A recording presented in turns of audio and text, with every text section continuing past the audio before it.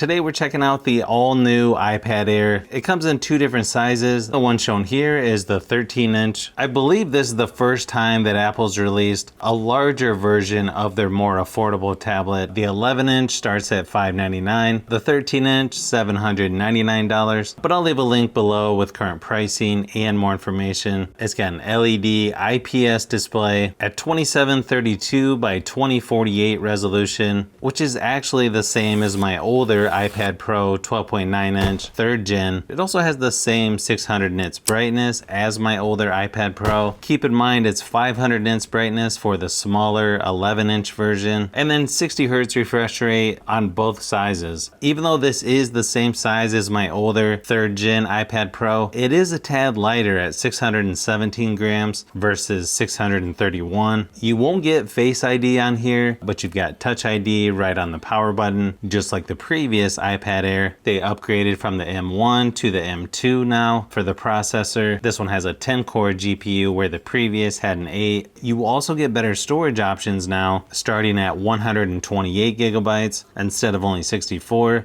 I feel like a lot of people will upgrade just for that reason alone. This new iPad Air also supports the new Apple Pencil Pro. It also works with the USB-C Apple Pencil. It's not going to work with the 2nd gen Apple Pencil though for some reason. I guess they need to sell more pencils. Not really sure the reasoning. You also have the new Apple Pencil Hover feature with the iPad Air as well. You can also use the Magic Keyboard with this, although it doesn't support the Smart Keyboard Folio. It also now works with Wi-Fi 6E instead of just Wi-Fi 6. And then you have a 5G version as well. To me, this is kind of interesting. So they do include a wall adapter with the iPads, but not with the iPhone, along with the USB-C to USB-C charging cable.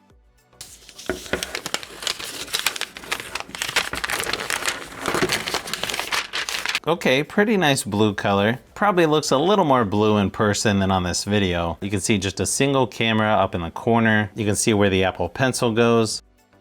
You've got the USB-C charging on the bottom. Looks like the power and volume buttons are in the same spot as the older iPad Pro 12.9, although now you have the Touch ID on the power button. Even though this iPad is pretty large, it still feels fairly thin and lightweight. When setting up, you have the option of making things a little smaller or larger. I'm not sure why Android doesn't do that. Let's just keep it on default for now. Looks like there's also a software update, so we might as well go ahead and do that. Nice thing is you can transfer a lot of stuff from either a Mac, PC, another iPad, or even Android. Of course, first thing we have to do is change the wallpaper on here. You'll also notice you can add widgets over to the side, and you've got several different colors to choose from.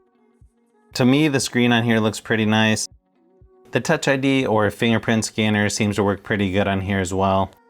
As far as the size goes, you can see it's almost the same height as the Plus version Samsung tablets, but obviously it's a little more square than rectangle, so you might have bigger black bars when watching YouTube videos or things like that. The software on here is going to be very similar to a lot of the other iPads that have came out within the last few years. Swipe down anywhere to do search, swipe over to the right to see all of your apps, or just tap down here in the corner. Of course, you can modify, add, or delete the widgets pretty much anywhere you want for the most part. Of course, you have your widgets over here on the side. Sort of interesting, the Apple Pencil Pro is the same exact size as the 2nd gen Apple Pencil. The USB-C Apple Pencil is a little bit shorter, but they all feel very similar when using them. Some of the stuff you can do with the Apple Pencil Pro. One thing that's a little bit different, you do have where you can lightly squeeze the Apple Pencil to access certain tools. You can switch tools with a gesture. You can double tap the Apple Pencil Pro to easily switch tools as you write, sketch, or draw. And then obviously you have Scribble, where you can write any text and it transforms it into text that you would have typed. And then of course you can do screenshots just swiping from the left hand corner. You can also add to Find My, so in case you lose your pencil, it's a little easier to find. It definitely does feel a little bit different using the Apple Pencil. I feel like they added a little more animation. I kind of like it. Interesting thing is it looks like they changed the magnet, so they made it so you can't even attach the 2nd gen Apple Pencil. Good thing is it looks like the USB-C Apple Pencil attaches pretty firmly. Obviously it just doesn't charge there. You have to use the USB-C cable. I know some people insist that they've got to have 120 Hz refresh rate. For me, I feel like it's fairly smooth on here compared to other tablets that I've used. So for me, I'm okay with it. I know some other people prefer at least 120 Hz. Now, if you look at the benchmark results, it's sort of crazy numbers with this. We're talking over 10,000 for multi-core score and almost 42,000 for GPU score. For me, I feel like that's plenty of power considering that's much higher than most of the competition. I just don't feel the need to get the Pro version for the better performance. I don't know, maybe that's just me, but you can easily play games like Asphalt 9 and PUBG Mobile with fairly high graphics and frame rates. I can do video editing on my older iPad Air, so with the M2 processor and increased performance and more storage as well. You could easily do video editing on this. If you're looking for a tablet to play games on, this would definitely be a good choice. It is going to be a little bit harder to reach things on the screen versus the 11-inch version, but if you're using a controller, it is really nice to play games on a larger screen like this. As far as battery life goes, I feel like Apple may have done something to make the battery last a little bit longer. It lasted about 7.5 hours in my typical battery drain test at 100% screen brightness. And that seems quite a bit better, especially considering this one is 600 nits brightness versus only 500 on the smaller iPads. But you can easily get a couple days with mixed usage, even longer if you turn the screen brightness down. And then to charge back up, it took about 2 hours. So not really the fastest charging, but pretty comparable to some of the other iPads that I have. Interesting thing about the speakers on here, it looks like 4 speakers, but it's just one on each side. And to me, it feels like they alternated which one has the actual sound coming out, because it sounds like the one by the power button and the one to the left of the charging port. So you can tell it's not going to be as loud as the Pro versions or the new Samsung tablets that have a quad speaker setup, but still not bad overall. Here's a quick comparison just to give you an idea of what it sounds like.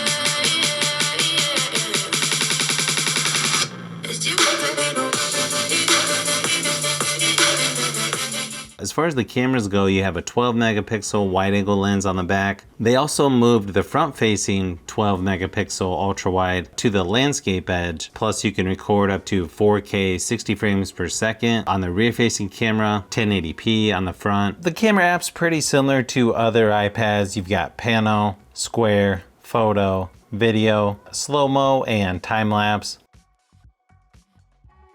Definitely one of the better ones out there as far as tablet cameras. Here's a few samples of photo and video just to give you an idea of what to expect on the new iPad Air.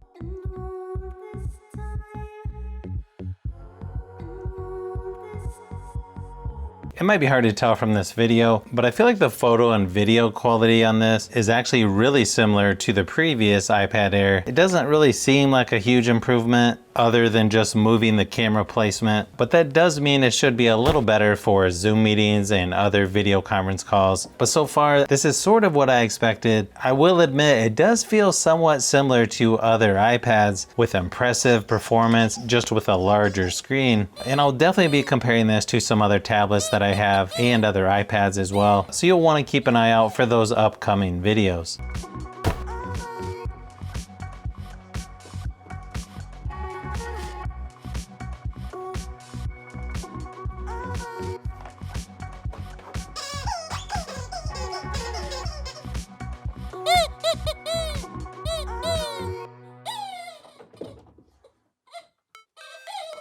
So if you've made it this far into the video, you may want to say thanks by subscribing, and don't forget to give a thumbs up if this video was helpful. This is Brian from Fishbee Productions. Thanks for watching, and I'll see you on the next one.